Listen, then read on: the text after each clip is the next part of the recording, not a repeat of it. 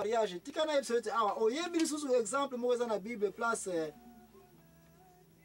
tata moko atunaki nkolo Yesu question nkolo Yesu ya wana eza na Luc 20:35 Luc 20:35 ndeko nanga na Matthieu 22:30 okomona ete mama oyo azalaki na basi nini mibali boni mibale mobali liboso abalaki akufi epuis Yesu kobala mobali ya mibale mobali ngo sasali sunini akufi lisusu sikoyo tata oye kopose nkolo Yesu analyser situation oye la solution bami wabaomisa tu bakoti na lola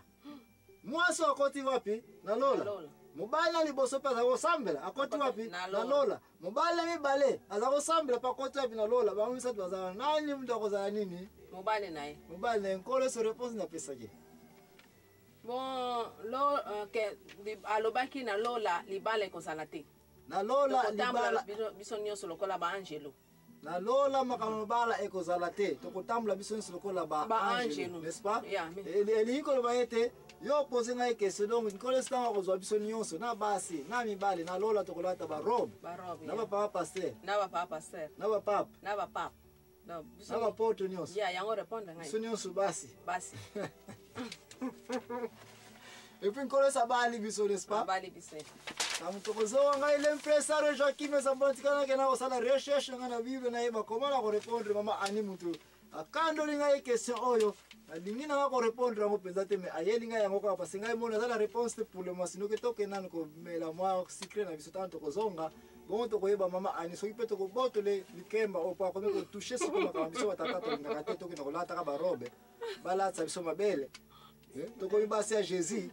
tokoyeba comment tokolekisila page ou bien na kokase yango soki réponse ezali te nalingi mpe avant naza mpe na question mosusu topréparer lisusu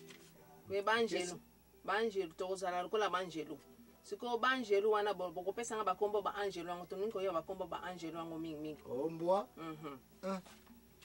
l'impresario Joachim Ezambona kati na émission oyo ekomi mpe mwa moto ekomi mpe kochauffe kiti na nga nakenda kopema merci mingi parce que mama ani abandi le place abandeli j'espère que pomme ekozala te awa a défaut na kokata émission et puis okopema molimo epemaka te frère l'impresario Joachim Ezambona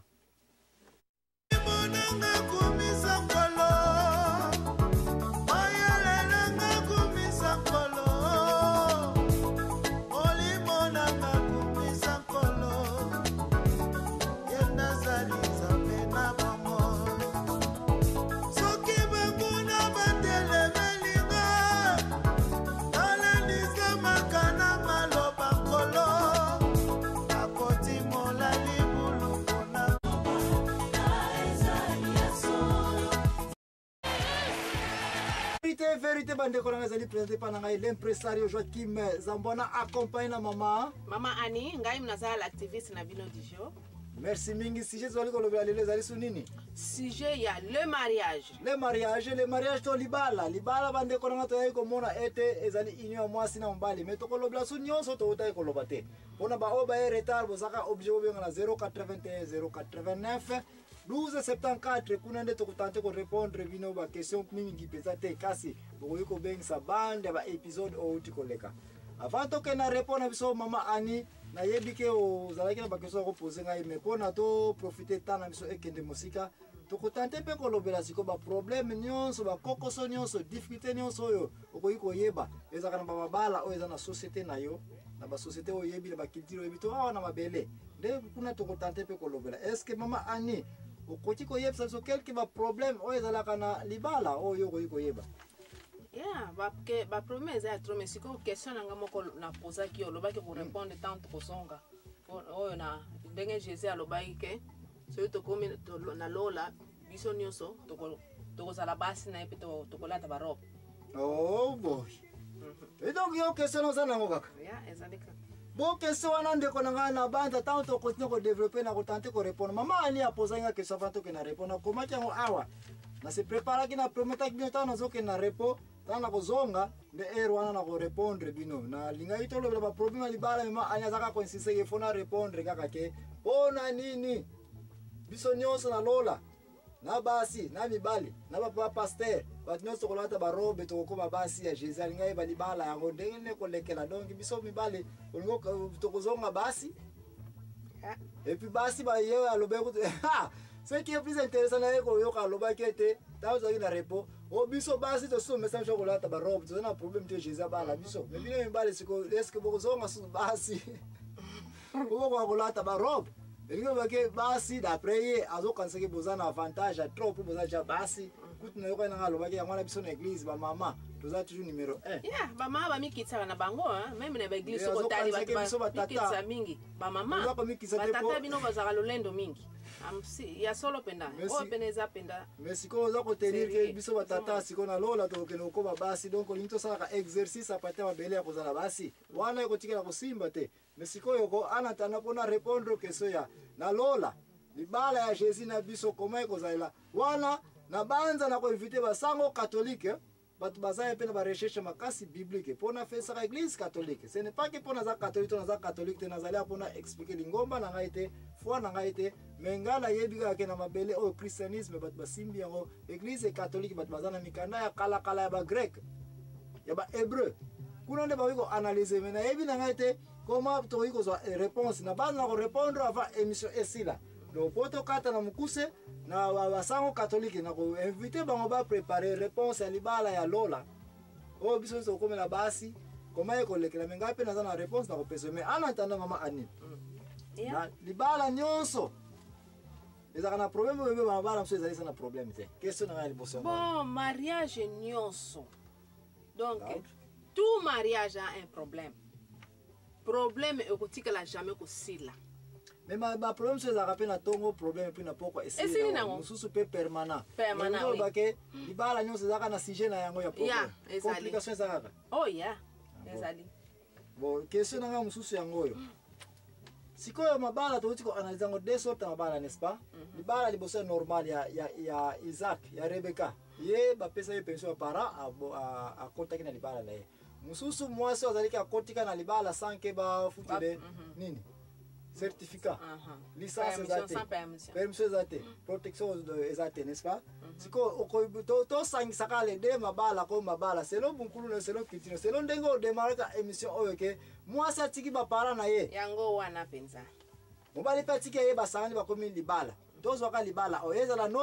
normal te est-ce que vous avez un problème ko yo yebi makasi penza ya li to klasango selo banda ya makasi oyo soki moyen ezali o ko iko yeba te yaka toujours koko so na mabala eza mingi mususu ko kozala ba polygamie eza na kati famille étendue tel que basemeki ba neve ba niesi mususu mbongo kiyezo koza rede na musala mosolo ya mususu pe stérilité pe eza na kati eko causer toujours ba problème donc soki na comprendre mama ani bazobota te bon soki na comprendre mama ani opesi ngai ba makambo oyo na koyiko koma awa ya liboso lobi ezali nini polygamie n'est-ce pas polygamie et puis ami ba les familles étendues basemeki babokilo bakoyoka na problème ya misata na zako mona olobeli mbongo n'est-ce pas musala parce que musala ya mte saka mbongo na ndaku ya commerce on zela mbongo na ndaku ba problème d'après yo eza ko uta na basource oyo et puis ya suko yoko bakisa ana banza stérilité n'est-ce pas yango wana et puis stérilité ko kota ndako komi yeke n'est-ce pas yeke moto eza na ngote batu baza ko yana mai ba ko boma moto kamtia ka tutafaka yango wana pe kindu